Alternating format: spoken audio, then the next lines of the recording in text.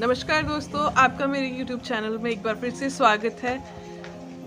दोस्तों, आज हम बात करने जा रहे हैं एक ऐसे ट्रॉमा के बारे में जो कि आपने बिल्कुल नहीं सुना होगा। आई एम वेरी श्योर कि आपने इस ट्रॉमा के बारे में कभी नहीं सुना होगा।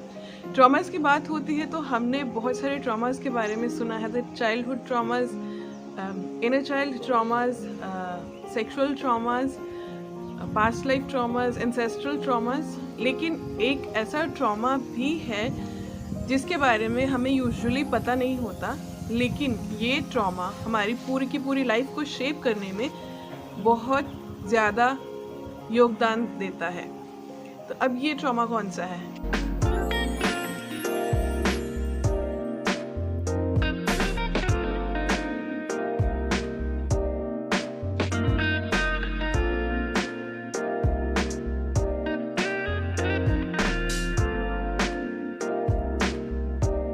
इस ट्रॉमा को हम कहते हैं बर्थ ट्रॉमा।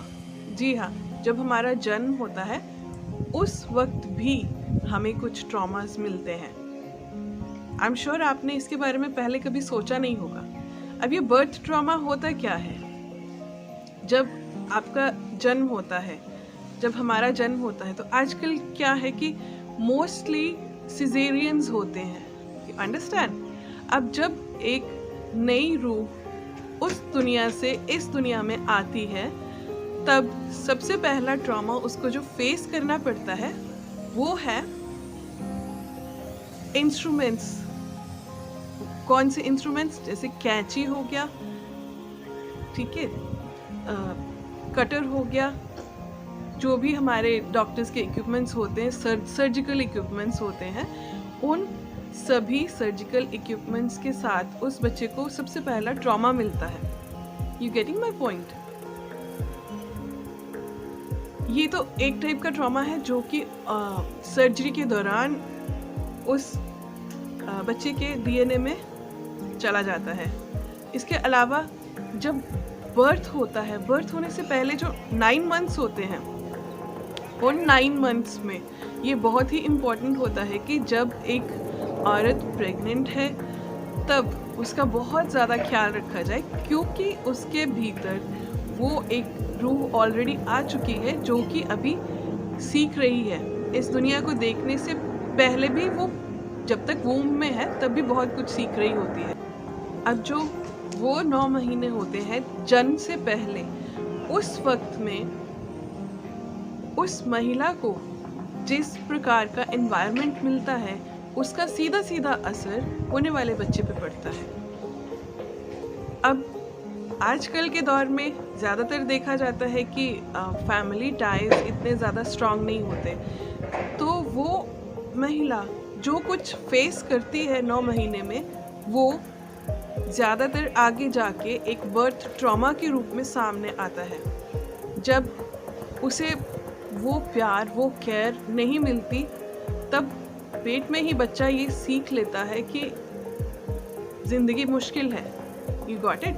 तो ये नेगेटिव इम्प्लांट्स उसके डीएनए में चले जाते हैं। इसीलिए जो पुरानी सभ्यताएं होती थी, उन सभ्यताओं में एक जन्म को बहुत ही सीरियसली लिया जाता था, और उस दौरान पिता हमेशा अपने होने वाले बच्चे और उसकी माँ का ध्यान रखता था। उन्हें वो हर इन्वायरमेंट दिया जाता था जिससे कि आने वाली जनरेशन ट्रॉमा फ्री पैदा हो।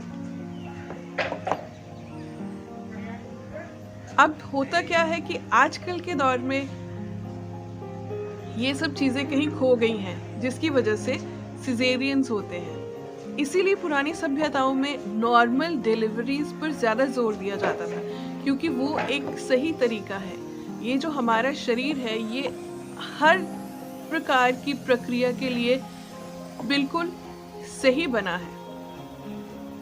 जो एनर्जी हमारे अंदर है, वो जब एक सिंक में मूव करती है, तो कुछ भी ऐसा नहीं है जो कि नेचुरल तरीके से ना किया जा सके।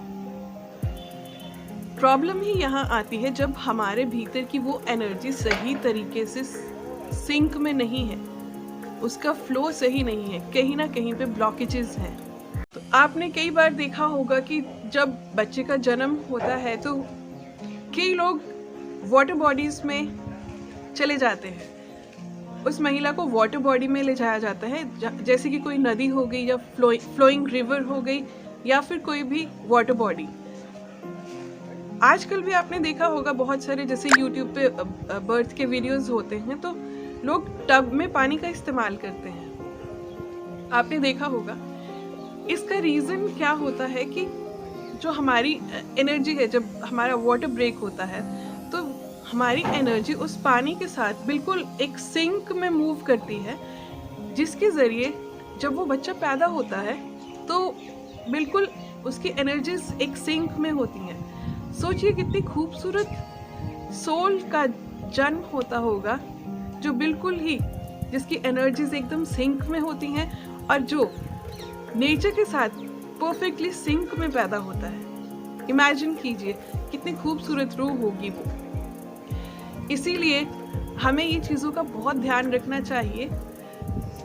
जब भी किसी का जन्म होता है तो जहाँ तक भी हमसे हो सके, अगर आप मैन है तो आपको पूरा ध्यान रखना चाहिए उस वुमन का, क्योंकि एक रूह को उस दुनिया से इस दुनिया में वो लेके आ रही है। और अगर और कुछ नहीं तो आप कम से कम ये कोशिश कर सकते हैं कि उस आने वाली रूह को ट्रॉमास ना मिले। अगर वो हील्ड पैदा होगी तो सोचिए वो इस दुनिया को कितने खूबसूरत गिफ्ट देगी।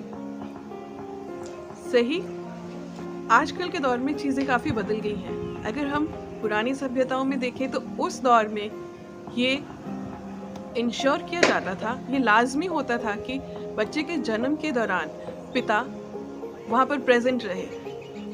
नॉर्मल डिलीवरी के दौरान पिता अपने होने वाले बच्चे की माता के साथ रहता था, ताकि उसे भी ये जो बर्थ की प्रक्रिया है, जन्म की प्रक्रिया है, उसमें उस वक्त उन दोनों की साझेदारी रहे और आने वाले बच्चे को एकदम से माता और पिता की वननेस और उनके प्रेम के इम्प्रिंट्स मिले। आई होप मैंने आज की इस वीडियो में आपको डिटेल में ये समझाने में कामयाब रही होंगी कि बर्थ ट्रॉमास क्या होते हैं। अगर आपको भी बर्थ ट्रॉमा के बारे में जानना है, अपने बर्थ ट्रॉमा के बारे में जानना है, तो कम से कम आप अपनी मदर से पूछिए जब आपका बर्थ हुआ था तो वो किन कंडीशंस में हुआ था, किन हालातों में हुआ था। ये हो सकता है कि उस दौरान आपकी माता सिर्फ अकेले रह गई हो और उन्होंने बहुत ही कष्ट सह के 9 महीने आपको अपने पेट में रखा और उसके बाद आपको जन्म दिया। तो अनजाने में आप बर्थ ट्रॉमा के वो नेगेटिव इम्प्रिंट्स अपने डीएनए में लेके घूम रहे हैं, जिसके बारे में आपको पता भी नहीं है। और उन्हें हील करना बहुत ही लाजमी है, क्योंकि जब तक हम उनको हील नहीं करते, हम आगे आने वाली जनरेशन्स को ये ट्रॉमास पास ऑन करते रहते हैं। और एक और बात, आपको अपनी माता से ये भी पूछना चाहिए कि जब उनका जन्म हुआ था तो वो किन हालातों में हुआ था, क्योंकि ये जो ट्रॉमास हैं, जो नेगेटिव इम्प्लांट्स हैं, ये generation to generation pass on होते रहते हैं। तब आप ये समझ पाएंगे कि अगर आपकी मदर के जन्म के दौरान उनकी मदर को कुछ ट्रॉमास हुए थे तो वो आपकी मदर के डीएनए में गए और वो वहाँ से आपके भीतर आए। जब आप इन चीज़ों को क्लियरली जान पाते हैं, ऑब्वियसली तभी आप उनको ठीक ढंग से हील कर पाते हैं। And trust me, ascension journey पे it is very very important to heal each and every issue, each and every trauma, चाहे हम उन्हें जानते हैं या नहीं जानते। इसीलिए तो healing is ongoing journey, it's ongoing process, it's never ending process. और हीलिंग करने के लिए अपने ट्रॉमास को सही ढंग से जानना फर्स्ट एंड फॉरमोस्ट स्टेप है, बहुत ज़रूरी है। आशा करती हूँ कि आज की वीडियो आपको पसंद आई होगी, आपको कुछ इंसाइट मिली होगी। अगर आपके कुछ क्वेश्चंस, क्वेरीज और डाउट्स हैं तो उन्हें मेरे साथ नीचे कमेंट सेक्शन में शेयर कीजिए, मैं आपको उनका सही जवाब दूंगी। मैं मिलूंगी आपसे अगले एपिसोड में।